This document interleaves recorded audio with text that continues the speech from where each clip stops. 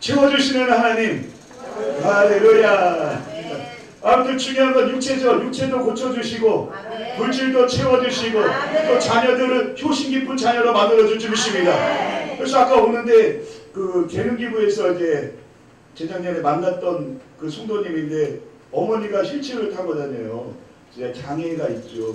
그런데 그 장애 어머니를 이렇게 뒤에서 밀고 이렇게 또 교회에 와서 예배를 드리러 왔더라고요. 그 나이가 40대예요. 그럼에도 불구하고 어머니의 휠체어를 밀면서 또 예배에 참석하고 그다음에 또 청년 예배에 참석하고 또 재능기부 가서 또 전기 그 삼성 그 전기 또 이렇게 수리하거든요. 전기를 하거든요. 그래서 되게 능력자예요. 연봉도 세고. 근데 아직 만남을 아직 좋은 사람 못 만났습니다. 기대해 주시기 바랍니다. 그래서 오다가 잠깐 기도를 해드렸어요. 그러면서 생각하는 게, 야, 그래도 어머니가 요즘 안 믿는 사람들은 어머니 그냥 이렇게 뭐라고요? 무시하잖아요. 그리고 어머니 잘 사는지 안 사는지 그냥 이게 소식도 안 전하잖아요. 그런데 어머니가 휠체어를 타고 있는데 그 돌봄, 그 뒷바라지, 또 시간과 몸과 마음을 바쳐서 또 그 어머니를 또 이렇게 효를 다하려면 얼마나 힘들고 어렵습니까? 인간적인 생각으로.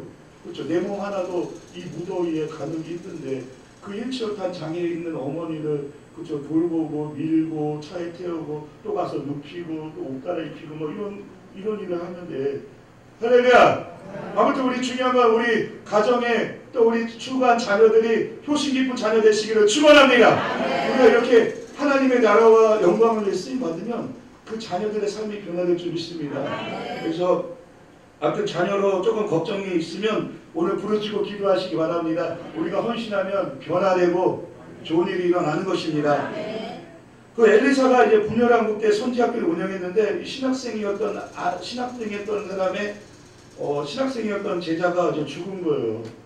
그렇죠. 고난이 찾아온 거죠. 고난이었죠. 그러니까 이 신학생 아내가 와서 엘리사에게 와서 이제 부르짖어서 이제 사연을 얘기하고 있는 것을 우리는 알 수 있습니다.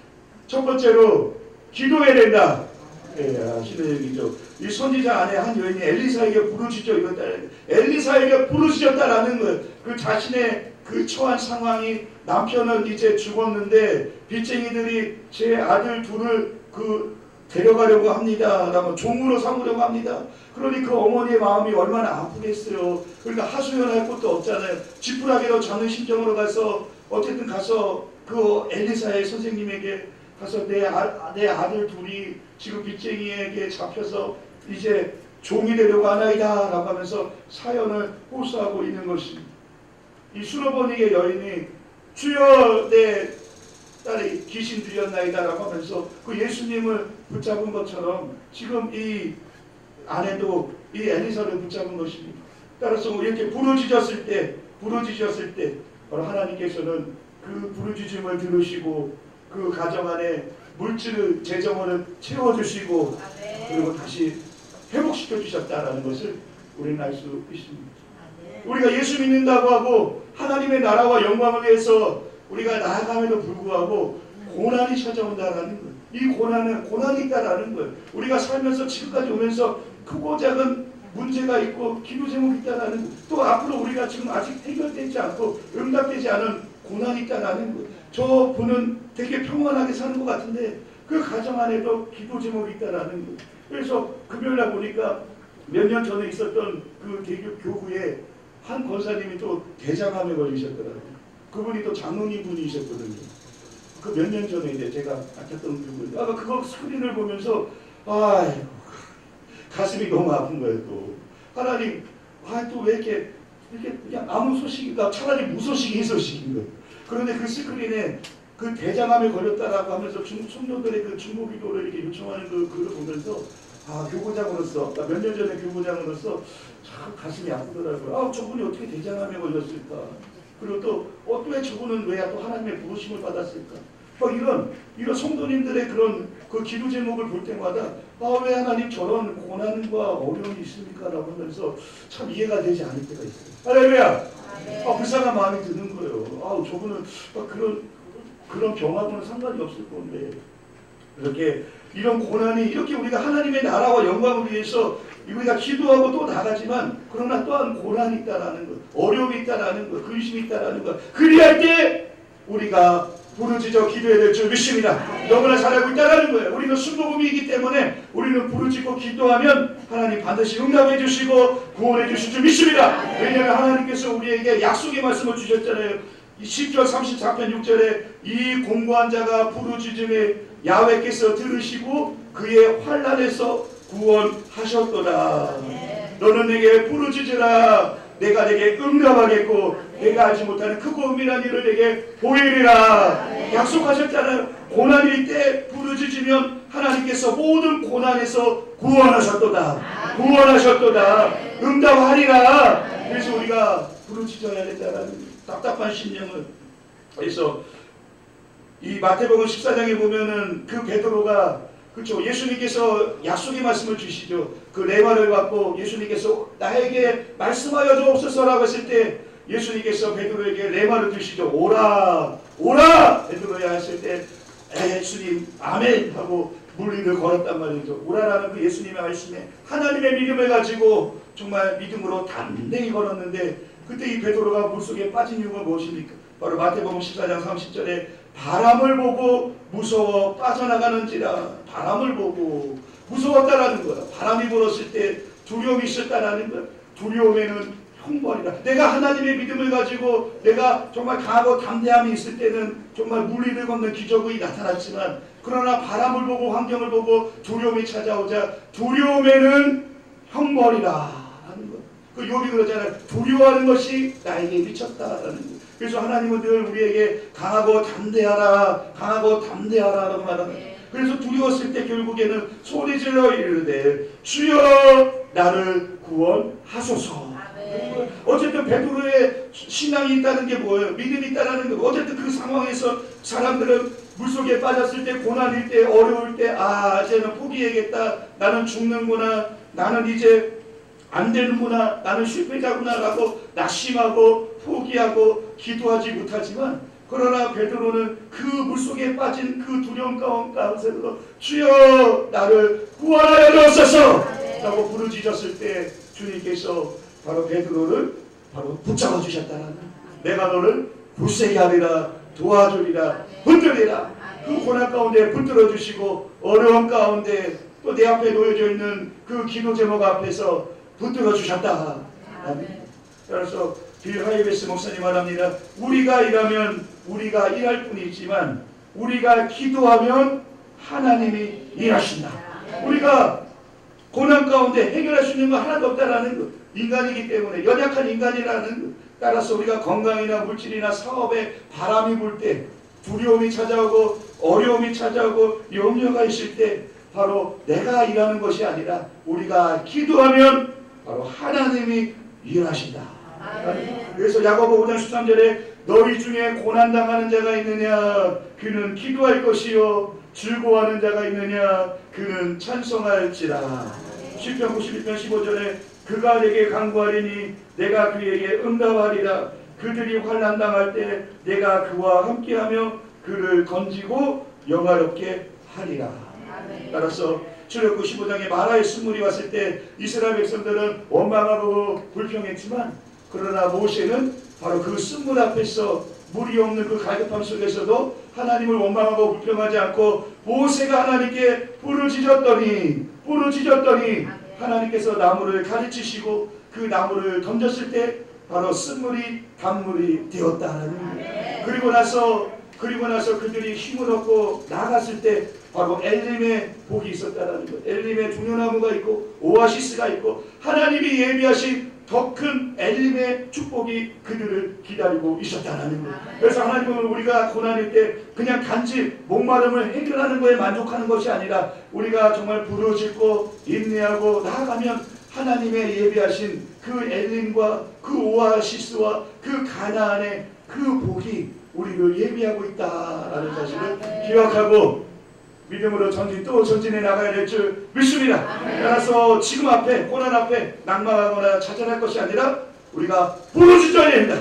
부르짖어 기도하면 하나님 반드시 구원해 주시고 엘림에 복임하고 가나안 복임하고 오아시스에 복임하고 하나님의 예비하신 복이 우리를 기다리고 있다.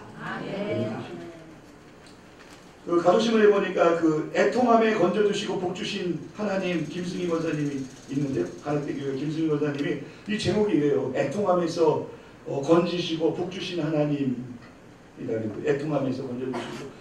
그러니까 이제 그 옛날에 그쵸 관악이 옛날에 그쵸 봉천동 옛날에 그쵸 그런 때 어려울 때 그 남편은 알코올 중독자였던 거예요. 그리고 나서 이분은 이 권사님은 그 당시에 이제 남편이 알코올 중독자이고 아들 둘, 딸 둘이 있는 그런 이다 보니까 어떻게 어머니가 이제 그 가정을 책임져야 되니까 어떻게 그 당시 어려웠던 시절에 그러다 보니까 이제 팔출부를 한 거예요. 팔출부를 하고 그리고 이제 청소를 하면서 가정을 이제 끌어나가는 거예요. 그런데 이제 꼭 주일 일요일만 되면 일요일날 일거리는 약간 또 일당이 세는 거예요. 그러니까 일요일날 나가야 되는 거예요. 일요일날도 나가서 열심히 이제 일을 하는 거예요. 왜냐면 생계를 위해서. 그리고 저녁 예배를 드리는데 그러다가 어느 날 청소를 하다가 이제 허리를 다치게 된 거예요. 그 가족신문에 안 나와요. 옛날 거예요. 어쨌든 중요한 거는 이 허리를 다친 거예요. 허리를. 할렐루야. 얼마나 억울해요. 그 아이들 자녀들을 양육해야 되는데 생계를 유지해야 되는데 파출부 일 하다가 청소 일 하다가 갑자기 허리를 다쳤으니 얼마나 억울해요. 그렇죠. 근데 그러다가 이제 진통제를 버리고 이제 어쨌든 중요한 건 지팡이를 들고 이 수요 예배에 왔는데 그때 하나님께서 마음에 확신을 주시는 거예요. 왠지 모를 너가 예배하면 너가 금식하면은 내가 이 병을 고침받을 수 있겠다라는 그 뭐예요? 내 말하는 거죠. 나에게 주신 하나님 말씀. 하나님의 말씀 받기를 축원합니다. 그 하나님의 말씀이라는 거, 하나님의 그 계시라는 거. 아, 내가 금식하고 하나님 부르짖고 기도하면 이 허리가 나올 수 있다라는 그런 확신이 이상 마음에 임하게 되는 거예요. 그래서 내가 아멘하고 순종하고 그리고 나서 지팡이를 어쨌든 진통제를 버려버리고 이 오살리 기도원에 가서 이제 5일 동안 죽으면 죽으리라 하면서 금식을 하게 되었다고 합니다. 그러면서 하나님 내가 지금 돈이 없어 내가 허리 치료하지 못합니다. 하나님 고쳐주세요 라고 하면서 하나님을 부르짖고 또 통곡하였다라는 거예요. 보니까 그 가주시면 통곡 기도라고 하는데 통곡이 뭐예요? 간절히 하면 눈물 흘리면서 통곡하면서 애통하면서 하나님께 기도했더니 하나님께서 금식이 끝났을 때 그 허리를 고쳐주셨다. 할렐루야. 그리고 나서 내가 하나님 체험한 거잖아요. 체험하시고 축원합니다. 여러분 야훼를 송축하라. 내 모든 은택을 잊지 말지어다. 여러분 모태신앙 아니신 분도 있잖아요. 하나님 만나서 여기까지 오신 분도 있죠. 술 취하고 방탕했던 나의 삶을 붙잡아 주셨죠. 그리고 하나님 전도를 통해서 또 나는 죄인이었잖아요. 크고 많은 죄가 있었는데 예수님께서 나를 용서해 주셨잖아요. 야훼를 송축하라. 내 모든 은택을 잊지 말지어다.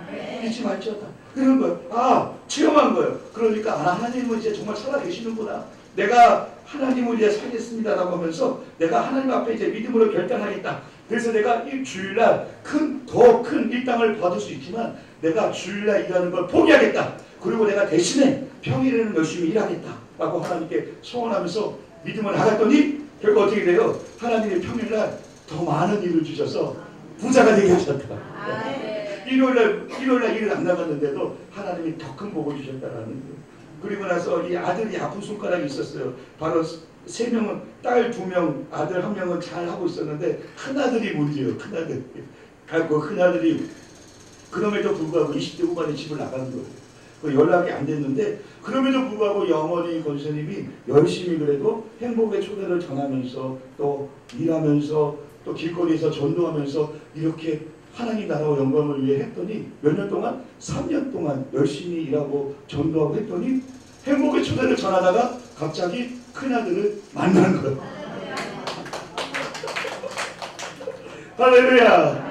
어떤 만남 회복이 있으시길 축원합니다. 중요한 거는 전도하다가 어쨌든 3년 후에 아들 만났는데 아들이 킥 서비스를 해요. 근데 중요한 건 그 부인 되실 사람을 데려왔어. 근데 그 여성이 효신을 이기고 또 엄마를 그래서 아들이 변화가 됐어.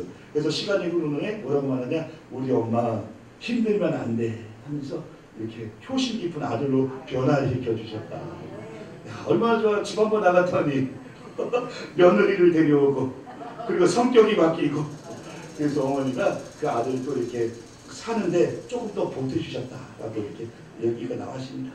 그러면서 이렇게 말합니다. 힘들고 괴로운 순간 하나님께서 나를 일으켜 주셨습니다. 나는 앞으로도 좋으신 하나님을 만방에 알려 각 가정이 택함받고 축복받기를 힘써 도울 것입니다. 하나님이 하신 일이었습니다. 하나님이 하신 일이었습니다. 할렐루야. 이렇게 우리가 하나님의 나라와 영광을 위해서 우리가 하나님이 주신 나의 재능을 가지고 믿음으로 또 전진해 나가면 이 모든 걸 너에게 더하시리라. 자녀가 변화되고 부신이 깊어지고 사업에 하나님께서 더 큰 복을 주시고 또 건강에 복을 주시고 허리 통증도 치료해 주시고 육체의 모든 암덩어리로 다 치료해 주시고 영혼이 잘 되고 병사가 잘 되면 강건한 복이 우리에게 임하게 될 줄 믿습니다. 따라서 죽도록 충성하시기를 축원합니다. 하나님께서 충성하는 그 모습을 보시고 더 건강 주시고 더 큰 복을 주시고 자녀의 마음을 변화시켜 주시고 합력하여 손을 이루게 된 줄 믿습니다. 그래서 하나님이 하셨다라는 거예요. 하나님이 하셨다. 우리 두 번째는 믿음을 가지고 빌려라라는 거예요. 우리 따라하십니다. 믿음을 가지고 빌려라. 그래서 이제 엘리사가 그 여인에게 말하죠. 그 3절에 보면 이르되 너는 밖에 나가서 모든 이웃에게 그릇을 빌리라. 빈 그릇을 빌리되 조금 빌리지 말고 너는 내 두 아들과 함께 들어가서 문을 닫고 그 모든 그릇에 기름을 부어 차는 데로 옮겨 놓으라 라는 거야. 그래서 너는 밖에 나가서 그릇을 빌려라 라고 말하고 있는 거예요. 그때 상황은 아무것도 없는 상황인 거예요. 그냥 집안에 그쵸 그릇 하나 있는 건데 어떤 중요한 거는 그 엘리사 선지자가 가서 빈 그릇을 빌려와라. 그렇죠? 그럼 암묵적으로 뭐예요? 빌려오면 내가 그 그릇에 채워주겠다라는 거 아니겠어요? 그러니까 그릇을 빌려와라 라고 말한 거예요. 그러니까 이 여인이 어떻게 해요? 하나님이 우리에게 요구하시는 게 뭐예요? 빈 그릇을 빌려와라. 바로 믿음을 요구하고 있다라는 것을 우리에게 교훈하고 있는 것이다. 따라서 우리가 믿음을 가지시기를 축원합니다. 하나님 빈 그릇을 빌려와라. 우리의 믿음을 보여야 된다라는 거예요. 그냥 이거 안 되겠지. 뭐 어떻게 채워지겠어? 뭐 이것이 아니라 그래 하나님의 선지자 엘리사를 통해서 하나님께서 이 우리 가정에 바로 재정을 채워주실 거야. 빈 그릇에 빌려오라 했으니 채워주실 거야 라는 그런 믿음을 가지고 가서 빌렸다라는 것을 우리는 알 수 있다라는 거예요. 바로 히브리서 11장 6절에 하나님 말씀하세요. 믿음이 없이는 하나님을 기쁘시게 하지 못하나니 하나님께 나아가는 자는 반드시 그가 계신 것과 그가 자기를 찾는 자에게 상 주시는 이심을 믿어야 할지니라. 그래서 우리 이 성교의 중보기도 가운데 하나님은 살아계십니다. 그래서 우리가 하나님이 채워주시고 우리가 믿어야 된다라는 거예요. 이게 그냥 이 중보기도를 보면서 하나님 반드시 채워주시니까 우리가 부르짖고 헌신하고 믿음으로 나아가면 하나님 반드시 채워주시고 합력할 손을 이룰 줄 믿습니다. 그래서 절대 긍정 절대 감사로 그렇죠. 마가복음 6장에 오병이어 기적에 빌립은 200데나리였더니 부족합니다라고 그 계산하였죠. 안 된다고 했죠. 그리고 우리는 이 많은 무리들에게 먹일 수 없다라고 말했다라는 거야. 그래서 기적은 일어나지 않았지만 그러나 안드레는 뭐라고 고백합니까? 안드레는 예수님 여기 한 아이가 보리떡 5개와 물고기 2마리를 가지고 있나이다 라는 거야. 바로 어쨌든 긍정적이라는 거죠. 우리와 함께 하시는 그 예수님께서 이 작은 것을 통해서 그래도 예수님이라면 기적을 베풀어 주실 것이다 라고 안 그랬으면 그냥 빌립과 같이 그냥 어떻게 합니까 하면서 손 털털 털고 그냥 안 찾아봤겠죠. 그 땡볕에. 그렇죠?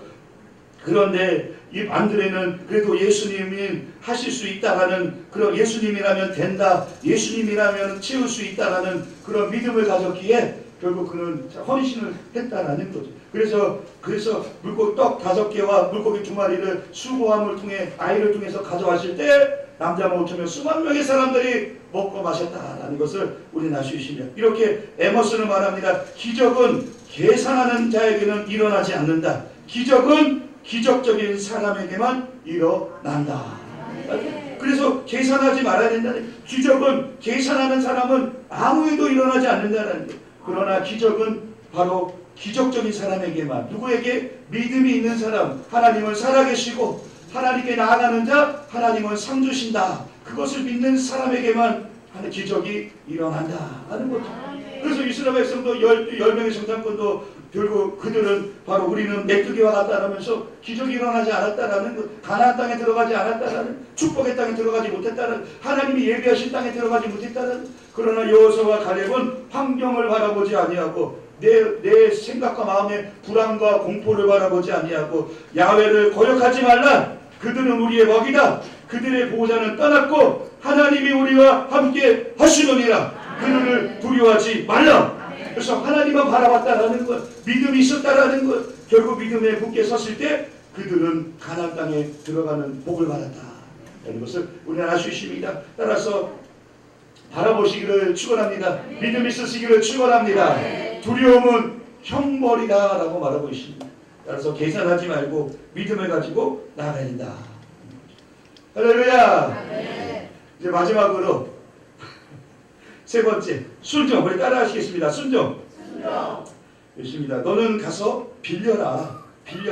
그랬더니 이성적으로는 이해가 되지 않잖아요. 그러나 그들은 믿음을 가지고 가서 그릇을 빌려왔을 때 결국 부었더니 가득 차게 되었다. 순종하게 되었다는 것. 그래서 이성으로는 납득하기 힘들지만 그러나 순종했을 때, 하나님 말씀에 순종했을 때 바로 하나님께서는 그 순종을 보시고 기적을 베푸신다. 잠언서 3장 5절에 말합니다. 내 아들아, 나의 법을 잊어버리지 말고 내 마음으로 나의 명령을 지켜라.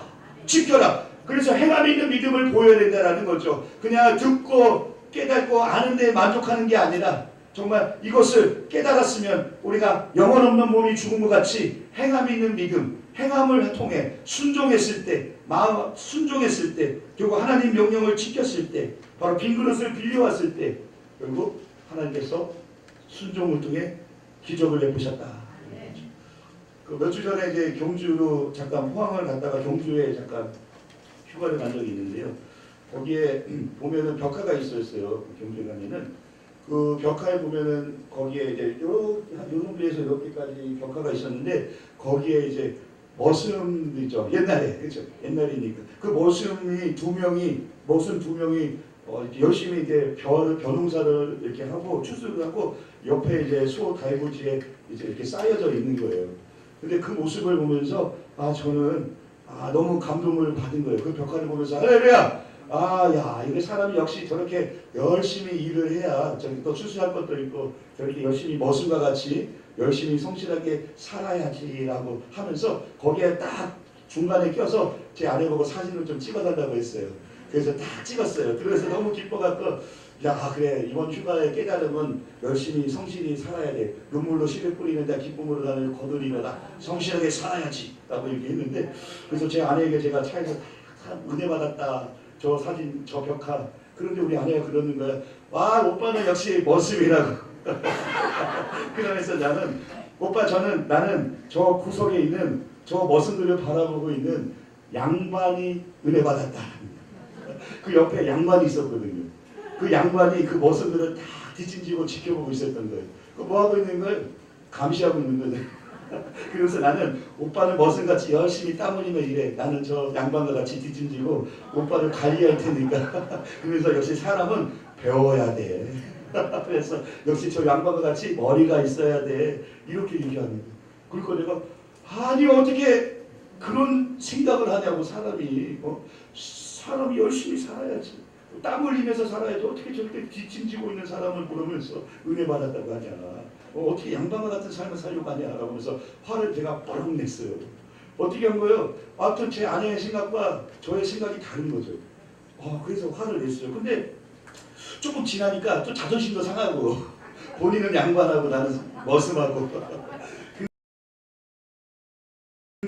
근데 중요한 건 생각을 해보니까 그런 거예요. 사람이 어쨌든 중요한 건 양반과 같이 배워야 되는 거죠. 그렇죠? 배우고 그래야지 또 관리를 해야 되는 거죠. 우리가 어머니로서 또 사장님으로서 또 우리가 또 이게 성교회 가운데 우리가 이끌어 나가려면 또 배워야 되고 하나님의 지식이 있어야 되고 또 지혜가 있어야 된다는 거. 그리고 또 플러스 머슴과 같이 뺀질거리는 게 아니라 성실해야 된다는 거. 할렐루야. 우리가 머슴과 같이 성실하게 된다는 거. 그러니까 이것을 병합해야 되니까 똑같이 머슴도 되어야 되고 양반도 되어야 된다는 거. 그래서 그걸 알았어요. 그러니까 마찬가지로 내 생각하고 다르니까 화가 나는 거예요. 처음에는 자존심도 상하고. 근데 마찬가지로 이 열왕기야 5장에 보면 나아만 장군도 마찬가지예요. 화가 났어요.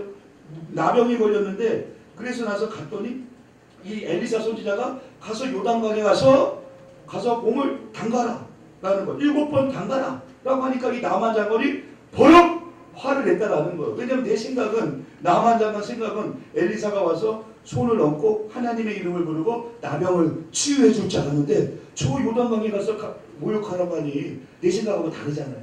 그래서 화를 버럭 냈는데 이 머슴들이 와서 이렇게 말해요. 표준 세번역 5장 13절에 보면 열왕기하 5장 13절 장군님 그 요단강 가서 몸이나 씻으라는데 모욕이나 하라는데 그러면 깨끗해진다는데 뭐 못할 까닭이 있습니까? 나는 장군님 뭐가 어려워요. 저 요단강에 가서 몸만 씻으면 되는데 저렇게 쉬운데 왜 못하냐. 아 그렇다. 그냥 몸만 씻으면 나아진다는데 그렇게 해서 순종하고 가서 나갔더니 어떻게 돼요? 깨끗하게 나병이 치유되었다 라는 거죠. 할렐루야. 그래서 하나님 말씀은 쉽다라는 거예요. 하나님 말씀은 우리에게 쉽다라는 거예요. 그래서 이것을 우리가 순종하면 이 하나님 말씀을 우리가 순종하면 하나님은 그 순종을 보시고 기적을 베풀어 주신다. 응답해 주신다.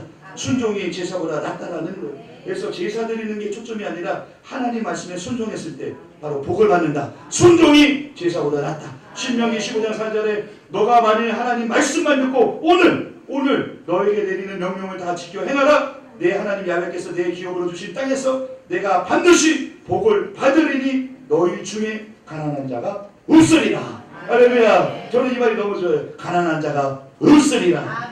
물질 생각 가난한 자가 없으리라.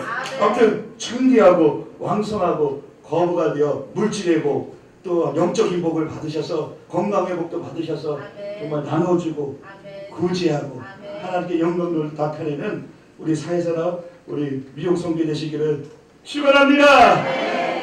그래서 이 신앙생 아내와 같이 우리가 기도 제목 있을 때 고난이 찾아올 때 저도 몇 달 전에 그 말씀이 됐고 또 다르는데 저도 몇 달 전에 어쨌든 교통사고를 당했어요.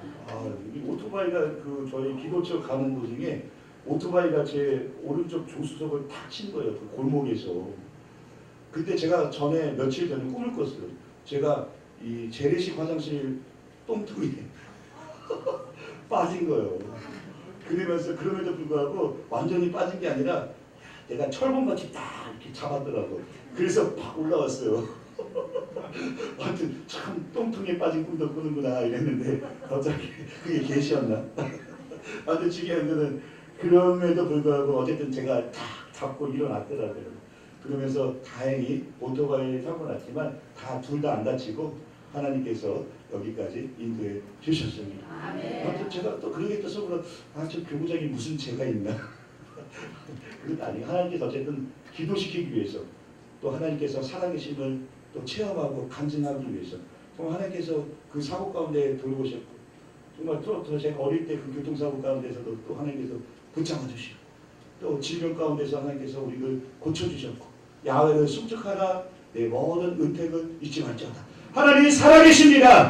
하나님 오늘도 불꽃 같은 눈동자로 우리의 머리털도 세시고 우리의 애통함도 아시고 우리의 부르짖음도 들으신다는 걸 기억해낼 줄이십니다. 우리가 믿음으로 나아가고 헌신하고 믿음으로 또 전진해 나가면 이 모든 걸 너희에게 도와주시리라. 영혼이 잘되고 병사가 잘되며 강건하게 가난한 자가 없으리라. 복 주신다라는 거. 우리 손자 손녀 이르기까지 하나님의 복을 누리시기를 축원합니다. 우리 기도